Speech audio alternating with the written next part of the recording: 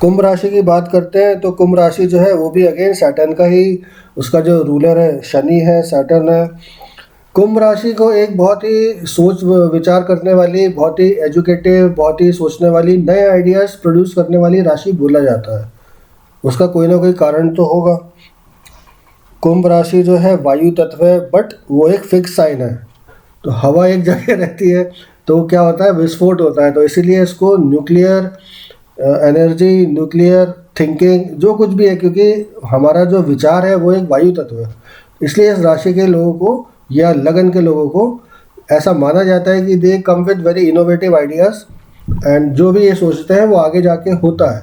जैसे आपने एक फिल्मकार हुए थे गुरुदत्त, उनकी फिल्में देखी होंगी। तो जो उनकी पुरानी फिल्में हैं they are now actually coming to reality. So he predicted और he made movies on topics which are now very relevant. तब भी थे, तब उतना ओपन नहीं थे, but they are now very open. तो और भी बहुत सारे एग्जांपल्स हैं। सो जितना आप पढ़ेंगे, जितना आप जानेंगे, प्रैक्टिस करेंगे, तो आपको सभी राशियों के बारे में पता चलता जाएगा। तो मिथुन भी वायु तत्व है, लिब्रा भी वायु तत्व है। मिथुन का जो कल्पनाशीलता है दैट इज लिटरेचर, मैथमेटिक्स या जो नॉर्मल साइंस है वहाँ है। तुला जो है, लिब्रा जो है वो बिजनेस माइंडेड होती है, तो बिजनेस के नए आइडियाज़ के लिए लिब्रा देखते हैं। बट एक्वेरियस जो है that is research based, future में क्या क्या हो सकता है, कौन कौन सी नई नई चीज़ें लाइफ में पॉसिबल है इन द कंप्लीट एस्पेक्ट और सिनेरियो ऑफ ह्यूमैनिटी। अपने घर के लिए या अपने बच्चों के लिए या अपने जेठ जेठानी या देवर देवरानी या सास ससुर या माँ बाप, ये इस टाइप के लिए नहीं, but in the complete context of humanity. ये इनकी सोच होती है, भले ही वो अच्छी हो चाहे बुरी हो। अगर ये क्रिमिनल होंगे तो ऐसा क्राइम करेंगे जिसको पुलिस को पकड़ने में बहुत टाइम लग जाएगा। अगर ये अच्छे वैज्ञानिक बनेंगे तो they will do something very extravagant, very extraordinary that will get accolades after they die. जो स्वर्गीय बीवी रमन है उन्होंने ये भी कहा है कि सबसे मनुष्य और राशि होती है कुंभ, because this people think a lot, ज़्यादा बोलते नहीं है, they have so many ideas and they always say the right thing, but they never get the accolades और द बेनिफिट, और जिसको हम कहते हैं कि उनको जो पता क्या आप क्या बोलते हो, प्रशंसा मिलनी चाहिए, वो उनको नहीं मिलती है। तो अगर आपके हस्बैंड या आपकी वाइफ इज़ ए कुंभ राशि और कुंभ लग्न नेटिव, बेसिकली लग्न अगर कुंभ लग्न की है, तो आप थोड़ा उनको प्रेशराइज कम करिए। That is what he has said in his book and I quote कि आपके जो नेटिव हस्बैंड वाइफ जो भी हैं, अगर वो कुंभ लग्न के हैं तो आपको चाहिए कि आप उनको मेंटली परेशान ना करें, क्योंकि this is the strongest sign जिसको कि सबसे पहले कार्डियक अरेस्ट होती है। Because they think a lot and then they realise कि थिंक करने से मतलब नहीं है, then they start to go away from you. इस चीज़ को हमेशा ध्यान में रखिए। उच्चतम बुद्धि, साफ साफ अपनी बात रखने वाले, उपकार करने वाले, अपने बर्ताव तथा रहन सहन पर पूरी तरीके से काबू रखने वाले, आज़ाद सोच, अच्छा आकलन, analytical ability is one of the best after Gemini in this sign. और इनको रहस्यमय ज्ञान मतलब एस्ट्रोलॉजी, क्योंकि इस राशि के अंदर जो स्टार आता है वो सदभिषा आता है, which is the star of तांत्रिक मांत्रिक एस्ट्रोलॉजर्स का जो सबसे बड़ा स्टार होता है दैट इज सदभिषा, जो इस राशि में आता है। तो प्रैक्टिकल करने की इनके अंदर बहुत इच्छा होती है कि ये करके देख लूँ, वो करके देख लूँ।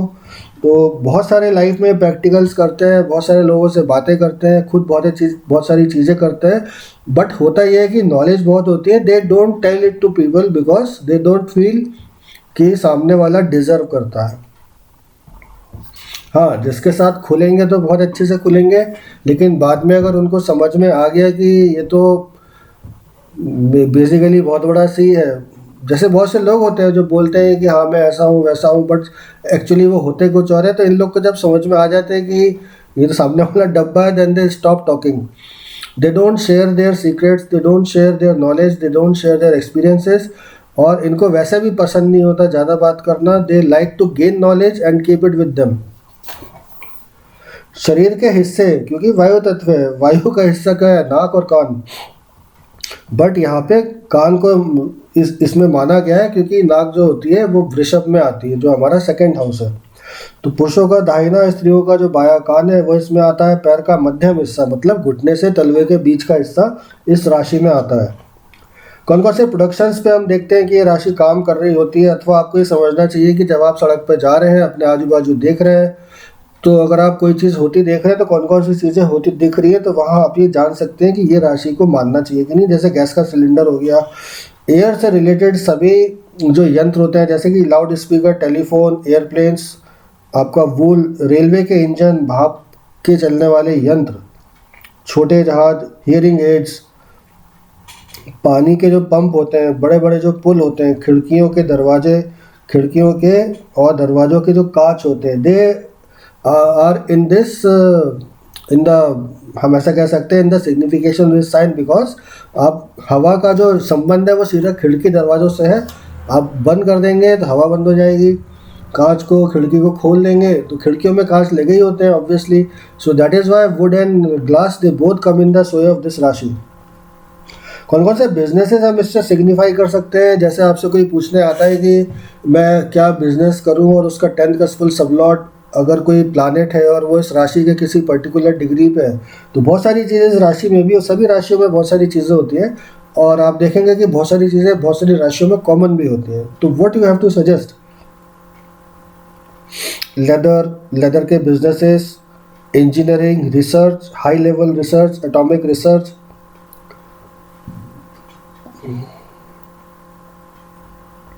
स्पायोनेज मतलब सीआईडी, सीबीआई, इलेक्ट्रॉनिक्स, हवाई अड्डे, पायलट, बिजली पर चलने वाले यंत्र, संग्रहालय, शमशान, खदानें, खुली हवा, खुली रखने वाले साधन। एग्जॉस्ट फैन जो होता है अगेन वो एक्वेरियस में आता है, बिकॉज उसका काम ही होता है हवा, उसका डायरेक्ट काम हवा से ही, बिकॉज ये वायु तत्व राशि। एयर कंडीशनर, खिड़की कांच के कारोबारी, जहाज के कारखाने, कंप्यूटर अनुसंधान, कंप्यूटर प्रोग्रामिंग से जुड़े कारोबार या नौकरी। Why computers, even Venus is computer, Saturn is computer, तो and even Mercury is computer.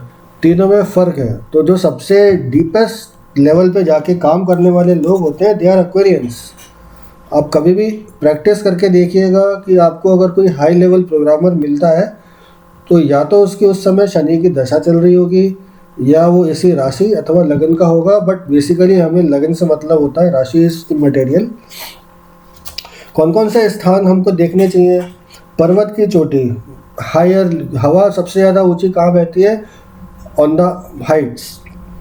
जहाज का सबसे ऊपरी हिस्सा, छप्पर, घर का जो ऊपरी हिस्सा होता है, वायरलेस, टीवी एंटीना।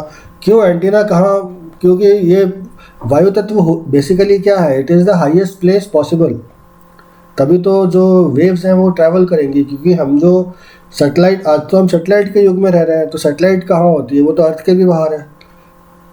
तो जो स्पेस है पूरा, ट्राई टू अंडरस्टैंड, इस चीज़ को समझिए। एक्वेरियस जो है that is complete universe, complete space. उनकी जो थिंकिंग एबिलिटी है that is far beyond anybody's reach. पूरे 12 साइंस में इतना आगे, इतना डीप सोचने की क्षमता किसी भी एसेंडेंट के नेटिव में नहीं होती। डिपेंड करता है बहुत सारी बातों पे। डज नॉट मीन कि सबसे समझदार यही होता है। Most of the backlash people are Aquarians. बाद में जाके उनको एक्वलेट्स मिलते हैं, पहले नहीं मिलते। ये भी इस राशि की एक बहुत बड़ी बदनामी है। इस लगन के साथ ये एक बहुत बड़ी मनहूसियत है।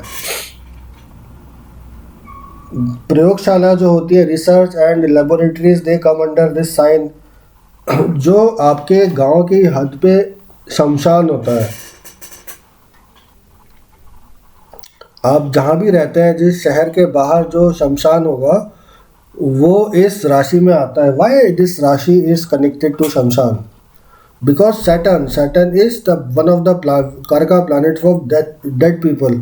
हमने पहले भी देखा था, राहु के बारे में हमने पढ़ा था कि राहु या केतु जो है वो आपके जो गांव की हद के बाहर शमशान है, वो दे रूल इट। वाई? वो रूल करते हैं भूत पिशाच के लिए, ये रूल करते हैं आपके कार्मिक बैलेंसेस के लिए। दोनों में फ़र्क है, तो इसको जानना चाहिए।